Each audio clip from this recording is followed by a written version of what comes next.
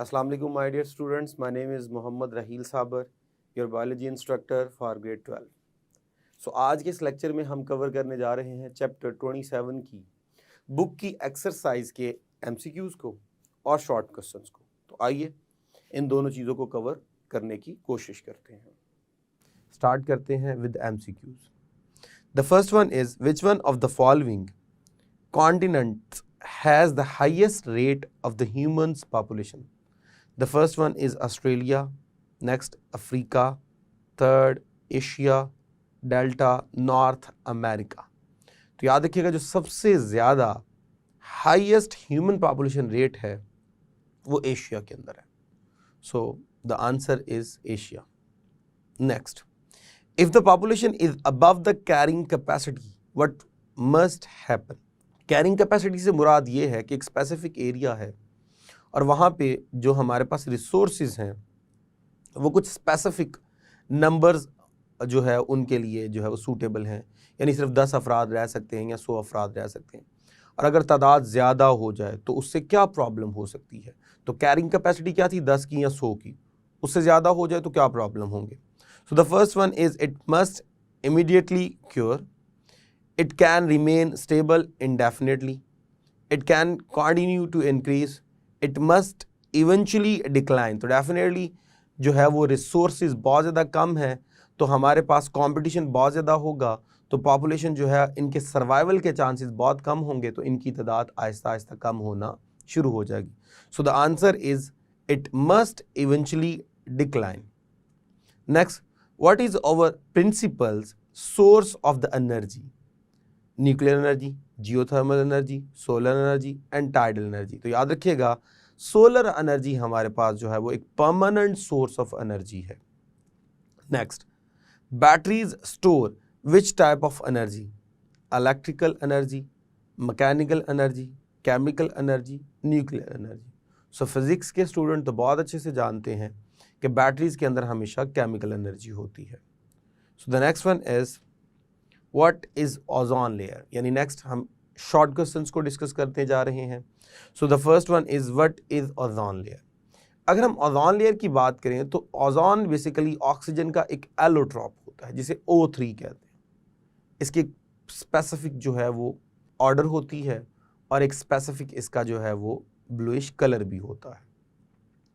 इसके अगर हम देखें कि इसकी रेंज क्या है, सो 10 से 15 किलोमीटर की रेंज के अंदर हमारे पास ओजोन पाई जाती है और इसका काम होता है जो हार्मफुल रेडिएशंस होती है उनको फिल्टर करती है, उनको प्रोटेक्ट करती है, उनको ब्लॉक करती है और उसको जो है वो ज़मीन पे आने नहीं देती। अगर वो हार्मफुल रेडिएशंस जो हैं या यूवीज़ जो हैं वो ज़मीन पे आ जाएं तो हमारी स्किन के ऊपर स्किन कैंसर काज कर सकती हैं, हमारे अंदर आइज़ इन्फेक्शन काज कर सकती हैं, माइक्रो ऑर्गेनिज्म को किल कर सकती हैं और बेशुमार प्रॉब्लम इससे हो सकती हैं। So, the next short question is what do you mean by non-renewable resources? याद रखिएगा ऐसे resources जिन्हें एक दफ़ा अगर हम यूज़ कर लें तो उनके डिप्लीट होने के चांसेस बढ़ जाएं, उनके डिक्लाइन होने के चांसेस बढ़ जाएं और उनको हम दोबारा रिसाइकल ना कर पाएं, उन्हें हम बोलते हैं नॉन रिन्यूएबल रिसोर्सेज, जिनकी बेस्ट एग्जांपल हमारे पास फॉसल फ्यूल्स हैं। अगर आप इनको यूज़ करो तो ये दोबारा यूज़फुल फॉर्म में कन्वर्ट नहीं हो सकते और इनकी मिकदार भी कम हो रही है और ये रिसाइकिल भी नहीं होते। So which can be use once and they will become decline and they will never ever reuse and they will never ever recycle, उन्हें हम बोलते हैं non renewable resources. The next one is what is the difference between deforestation and afforestation? अगर हम deforestation की बात करें तो एक स्पेसिफिक एरिया जहाँ पे ऑलरेडी फॉरेस्ट थे, हमने वहाँ से फॉरेस्ट जो है वो ख़त्म करना शुरू कर दिए, हमने जो थी वो ट्रीज़ की जो है वो वहाँ से कटिंग डाउन करना शुरू कर दिया ताकि एक बहुत वास्ट एरिया हमारे पास आ जाए ताकि वहाँ पे हम रेजिडेंशियल एरियाज़ बना सकें या वहाँ पे हम क्रॉपिंग वगैरह कर सकें या कोई और यूज़ जो है वो उस लैंड का कर सकें और दरख्तों को काट के उस लकड़ी को हम फर्नीचर के लिए यूज़ कर लें या फॉसल फ्यूल्स के लिए यूज़ कर लें। तो this phenomena for the cutting down of the trees from a specific vast area is called as deforestation. और एफॉरेस्टेशन बेसिकली ये है फॉरेस्टेशन करना, यानी जंगलात लगाना to a specific area where no forest was present previously, किसी ऐसी जगह पे फॉरेस्ट लगाना जहाँ पे पहले से फॉरेस्ट नहीं थे। और अगर ऐसी जगह पे फॉरेस्ट लगा रहे हैं जहाँ पे फॉरेस्ट नहीं थे, वो एफॉरेस्टेशन है। और अगर ऐसी जगह पे लगा रहे हैं जहाँ पहले से था, डिस्टर्ब हो गया, दोबारा लगा रहे हैं, it will be reforestation. So the next one is what do you know about biodiversity. अगर हम बायोडाइवर्सिटी की बात करें, so bio mean living organism, diversity mean living organism में varieties. So it's all about the varieties of the living organism which are present on this planet. तो इस planet में जितने लिविंग ऑर्गेनिज्म हैं उनके डिफरेंट वैरायटीज़ के लिए जो हम टर्म यूज़ करते हैं वो बायोडाइवर्सिटी है, जिसमें हमारे पास प्लांट्स हैं, एनिमल्स हैं, फिर प्लांट्स के अंदर डिफरेंट कैटेगरीज हैं, एनिमल्स के अंदर डिफरेंट कैटेगरीज हैं। तो इन सब की वैरायटी को हम समराइज करके एक वर्ड के अंदर जो है वो समो देते हैं, which is biodiversity. Next, what is water pollution. So water के अंदर किसी ऐसी चीज़ का ऐड हो जाना जिससे पानी कॉन्टेमिनेट हो जाए and it will become unfit for the living organism, उसे हम बोलते हैं वाटर पोल्यूशन। अब इंडस्ट्रीज से अच्छा खासा वेस्ट हम डायरेक्ट एमिट कर देते हैं, डायरेक्ट डिस्पोज कर देते हैं वाटर के अंदर, जिससे हमारे पास वाटर के जो रिसोर्सेज हैं वो अच्छे खासे कॉन्टेमिनेट हो गए हैं, एक्वेटिक लाइफ अच्छी खासी जो है वो डिस्टर्ब हो रही है। सो वाटर के अंदर किसी टॉक्सिक सब्सटेंस का ऐड होना जिससे water will become unfit for use, उसे हम बोलते हैं water pollution. Next, define greenhouse effect. So due to the increase in CO2 and CFCs chlorofluorocarbons और कार्बन डाइऑक्साइड की कॉन्सेंट्रेशन के ज़्यादा होने से there will be the increase in the temperature of the world continuously. This phenomena is called as greenhouse effect.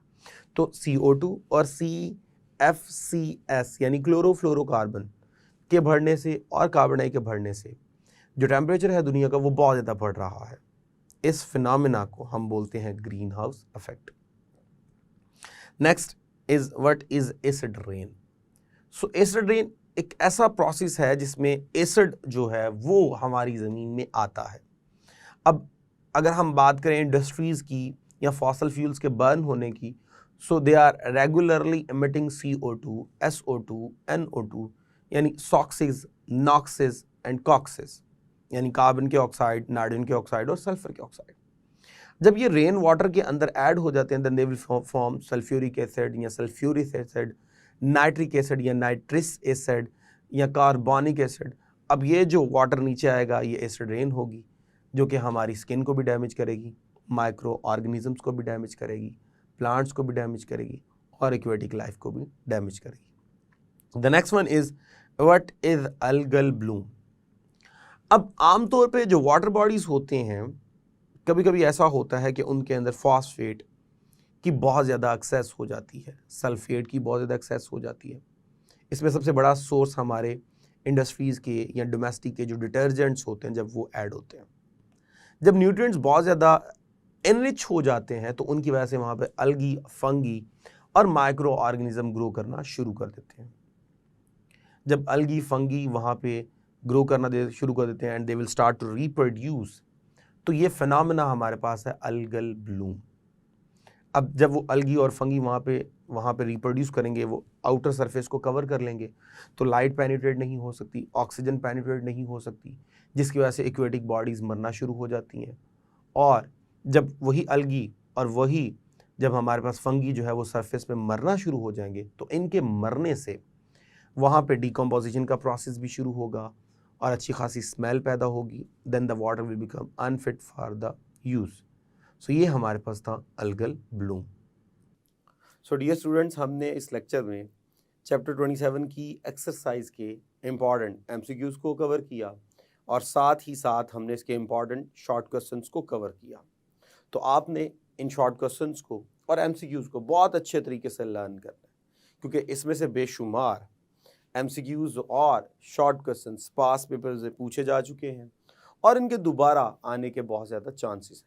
तो आपने इनको अच्छे से लर्न करना है ताकि आप अपने फाइनल्स पेपर्स में बहुत अच्छा परफॉर्म कर सकें। सो अब तक के लिए इतना ही, इजाज़त दीजिए। Thank you very much. अल्लाह हाफिज़।